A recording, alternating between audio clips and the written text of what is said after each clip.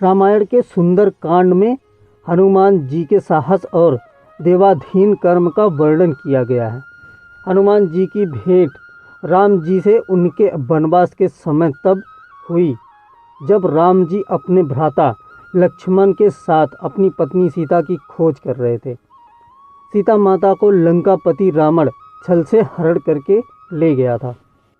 सीता जी को खोजते हुए दोनों भ्राता ऋषिमुख पर्वत के समीप पहुंच गए, जहां सुग्रीव अपने अनुयायियों के साथ अपने ज्येष्ठ भ्राता बाली से छिपकर रहते थे।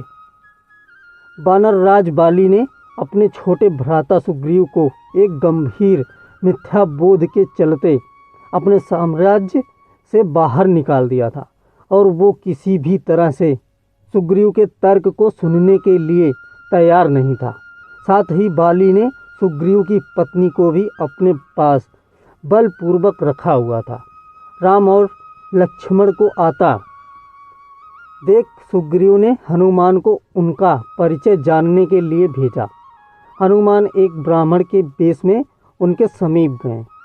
हनुमान के मुख से प्रथम शब्द सुनते ही श्री राम ने लक्ष्मण से कहा कि कोई भी बिना वेद पुराण को जाने ऐसा नहीं बोल सकता जैसा इस ब्राह्मण ने बोला। राम जी को उस ब्राह्मण के मुख, नेत्र, माथा, भौं या अन्य किसी भी शारीरिक संरचना से कुछ भी मिथ्या प्रतीत नहीं हुआ। राम जी ने लक्ष्मण से कहा कि इस ब्राह्मण के मंत्र मुग्ध उच्चारण को सुन के तो शत्रु भी अस्त्र त्याग देगा। उन्होंने ब्राह्मण की और प्रशंसा करते हुए कहा कि वो नरेश राजा निसंकोच ही सफल होगा जिसके पास ऐसा गुप्तचर होगा। श्री राम के मुख से इन सब बातों को सुनकर हनुमान जी ने अपना वास्तविक रूप धारण किया और श्री राम के चरणों में नतमस्तक हो गए। श्री राम ने उन्हें उठाकर अपने हृदय से लगा लिया। उसी दिन एक भक्त और भगवान का हनुमान और प्रभु राम के रूप में अटूट और अनमर मिलन हुआ। तत्पश्चात हनुमान ने श्री राम और सुग्रीव की मित्रता करवाई। इसके पश्चात ही श्री राम ने बाली को मारकर सुग्रीव को उनका सम्मान और गौरव वापस दिलाया और लंका युद्ध में सुग्रीव ने अपनी वानर सेना के साथ श्री राम का सहयोग दिया। सीता माता की खोज में वानरों का एक दल दक्षिण तट पे पहुंच गया, मगर इतने विशाल सागर को लांघने का साहस किसी में भी नहीं था। स्वयं हनुमान भी बहुत चिंतित थे कि कैसे इस समस्या का समाधान निकाला जाए। उसी समय जामवंत और बाकी अन्य वानरों ने हनुमान को उनकी अद्भुत शक्तियों का स्मरण कराया। अपनी शक्तियों का स्मरण होते ही हनुमान ने अपना रूप विस्तार किया और पवन वेग से सागर को उड़ के पार करने लगे। रास्ते में उन्हें एक पर्वत मिला और उसने हनुमान से कहा कि उनके पिता का उसके ऊपर ऋण है। साथ ही उस पर्वत ने हनुमान से थोड़ा विश्राम करने का भी आग्रह किया, मगर हनुमान ने किंचित मात्र भी समय व्यर्थ ना करते हुए पर्वत राज को धन्यवाद किया और आगे बढ़ चले। आगे चलकर उन्हें एक राक्षसी मिली जिसने कि उन्हें अपने मुख में घुसने की चुनौती दी। परिणाम स्वरूप हनुमान ने उस राक्षसी की चुनौती को स्वीकार किया और बड़ी ही चतुराई से अति लघु रूप धारण करके राक्षसी के मुख में प्रवेश करके बाहर आ गए। अंत में उस राक्षसी ने संकोच पूर्वक ये स्वीकार किया कि वो उनकी बुद्धिमत्ता की परीक्षा ले रही थी। आखिरकार हनुमान सागर पार करके लंका पहुँचे और लंका की शोभा और सुंदरता को देखकर आश्चर्यचकित रह गए और उनके मन में इस बात का दुख भी हुआ कि यदि रावण नहीं माना तो इतनी सुंदर लंका का सर्वनाश हो जाएगा। तत्पश्चात हनुमान अशोक वाटिका में सीता जी को देखा और उनको अपना परिचय बताया। साथ ही उन्होंने माता सीता को सांत्वना दी और साथ ही वापस प्रभु श्री राम के पास चलने का आग्रह भी किया, मगर माता सीता ने यह कहकर अस्वीकार कर दिया कि ऐसा होने पर श्री राम के पुरुषार्थ को ठेस पहुँचेगी। हनुमान ने माता सीता को प्रभु श्री राम के संदेश का ऐसे वर्णन किया जैसे कोई महान ज्ञानी लोगों को ईश्वर की महानता के बारे में बताता है। माता सीता से मिलने के पश्चात हनुमान प्रतिशोध लेने के लिए लंका को तहस नहस करने लगे। उनको बंदी बनाने के लिए रावण पुत्र मेघनाथ इंद्रजीत ने ब्रह्मास्त्र का प्रयोग किया। ब्रह्मा जी का सम्मान करते हुए हनुमान ने स्वयं को ब्रह्मास्त्र के बंधन में बंधने दिया। साथ ही उन्होंने विचार किया कि इस अवसर का लाभ उठाकर वो लंका के विख्यात रावण से मिल भी लेंगे और उसकी शक्ति का अनुमान भी लगा लेंगे। इन्हीं सब बातों को सोचकर हनुमान ने स्वयं को रावण के समक्ष बंदी बनाकर उपस्थित होने दिया। जब उन्हें रावण के समक्ष लाया गया तो उन्होंने रावण को प्रभु श्री राम का चेतावनी भरा संदेश सुनाया और साथ ही ये भी कहा कि यदि रावण माता सीता को आदरपूर्वक प्रभु श्री राम को लौटा देगा तो प्रभु उसे क्षमा कर देंगे। क्रोध में आकर रावण ने हनुमान को मृत्युदंड देने का आदेश दिया, मगर रावण के छोटे भाई विभीषण ने ये कहकर बीच बचाव किया कि एक दूत को मारना आचार संहिता के विपरीत है। ये सुनकर रावण ने हनुमान की पूंछ में आग लगाने का आदेश दिया। जब रावण के सैनिक हनुमान की पूंछ में कपड़ा लपेट रहे थे तब हनुमान ने अपनी पूंछ को खूब लंबा कर लिया और सैनिकों को कुछ समय तक परेशान करने के पश्चात पूंछ में आग लगाने का अवसर दे दिया। पूंछ में आग लगते ही हनुमान ने बंधन मुक्त होके लंका को जलाना शुरू कर दिया और अंत में पूंछ में लगी आग को समुद्र में बुझाकर वापस प्रभु श्री राम के पास आ गए।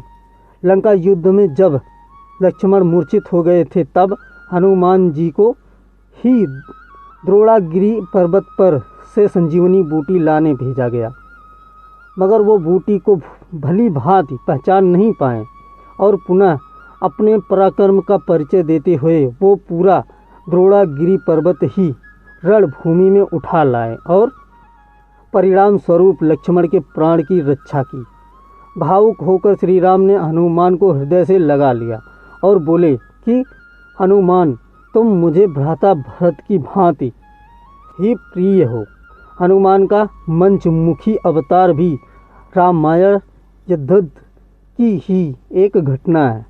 अहिरावण जो कि काले जादू का ज्ञाता था, उसने राम और लक्ष्मण का सोते समय हरण कर लिया और उन्हें विमोहित करके पाताल लोक में ले गया। उनकी खोज में हनुमान भी पाताल लोक पहुंच गए। पाताल लोक के मुख्य द्वार एक युवा प्राणी मकर ध्वज पहरा देता था, जिसका आधा शरीर मछली का और आधा शरीर बानर का था। मकर ध्वज के जन्म की कथा भी बहुत रोचक है। यद्यपि हनुमान ब्रह्मचारी थे, मगर मकर ध्वज उनका ही पुत्र था। लंका दहन के पश्चात जब हनुमान पूंछ में लगी आग को बुझाने समुद्र में गए तो उनके पसीने की बूंद समुद्र में गिर गई। उस बूंद को एक मछली ने पी लिया और वो गर्भवती हो गई। इस बात का पता तब चला जब उस मछली को अहिरावण की रसोई में लाया गया। मछली के पेट में से जीवित बचे उस विचित्र प्राणी को निकाला गया। अहिरावण ने उसे पालकर बड़ा किया और उसे पातालपुरी के द्वार का रक्षक बना दिया। हनुमान इन सभी बातों से अनभिज्ञ थे। यद्यपि मकर ध्वज को पता था कि हनुमान उसके पिता हैं, मगर वो उन्हें पहचान नहीं पाया क्योंकि उसने पहले कभी उन्हें देखा नहीं था। जब हनुमान ने अपना परिचय दिया तो वो जान गया कि ये मेरे पिता हैं। मगर फिर उसने हनुमान के साथ युद्ध करने का निश्चय किया, क्योंकि पातालपुरी के द्वार की रक्षा करना उसका प्रथम कर्तव्य था। हनुमान ने बड़ी आसानी से उसे अपने अधीन कर लिया और पातालपुरी के मुख्य द्वार पर बांध दिया। पातालपुरी में प्रवेश करने के पश्चात हनुमान ने पता लगा लिया कि अहिरावण का वध करने के लिए उन्हें 5 दीपकों को एक साथ बुझाना पड़ेगा।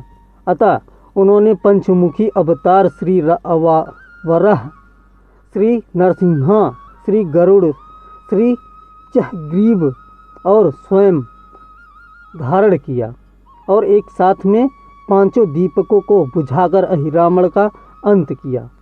अहिरावण का वध होने के पश्चात हनुमान ने प्रभु श्री राम के आदेशानुसार मकरध्वज को पातालपुरी का नरेश बना दिया। युद्ध समाप्त होने के साथ ही श्री राम का 14 वर्ष का वनवास भी समाप्त हो चला था। तभी श्री राम को स्मरण हुआ कि यदि वो वनवास समाप्त होने के साथ ही अयोध्या नहीं पहुँचे तो भरत अपने प्राण त्याग देंगे। साथ ही उनको इस बात का भी आभास हुआ कि उन्हें वहाँ वापस जाने में अंतिम दिन से थोड़ा विलंब हो जाएगा। इस बात को सोचकर श्री राम चिंतित थे। मगर हनुमान ने अयोध्या जाकर श्री राम के आने की जानकारी दी और भरत के प्राण बचाकर श्री राम को चिंता मुक्त किया। अयोध्या में राज्याभिषेक होने के बाद प्रभु श्री राम ने उन सभी को सम्मानित किया। निर्णय लिया उन्होंने लंका युद्ध में रावण को पराजित करने में उनकी सहायता की थी। उनकी सभा में एक भव्य समारोह का आयोजन किया गया, जिसमें पूरी वानर सेना को उपहार देकर सम्मानित किया गया। हनुमान को भी उपहार लेने के लिए बुलाया गया।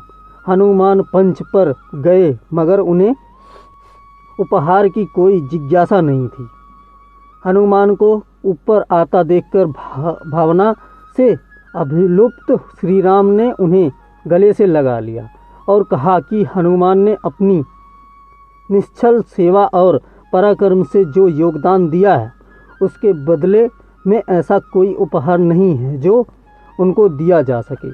मगर अनुराग स्वरूप माता सीता ने अपना एक मोतियों का हार उन्हें भेंट किया। उपहार लेने के उपरांत हनुमान माला के एक एक मोती को तोड़कर देखने लगे। ये देखकर सभा में उपस्थित सदस्यों ने उनसे इसका कारण पूछा तो हनुमान ने कहा कि वो ये देख रहे हैं मोतियों के अंदर उनके प्रभु श्री राम और माता सीता हैं कि नहीं, क्योंकि यदि वो इनमें नहीं हैं तो इस हार का उनके लिए कोई मूल्य नहीं है। ये सुनकर कुछ लोगों ने कहा कि हनुमान के मन में प्रभु श्री राम और माता सीता के लिए उतना प्रेम नहीं है जितना कि उन्हें लगता है। इतना सुनते ही हनुमान ने अपनी छाती चीर के लोगों को दिखाई और सभी ये देखकर स्तब्ध रह गए कि वास्तव में उनके हृदय में प्रभु श्री राम और माता सीता की छवि विद्यमान थी।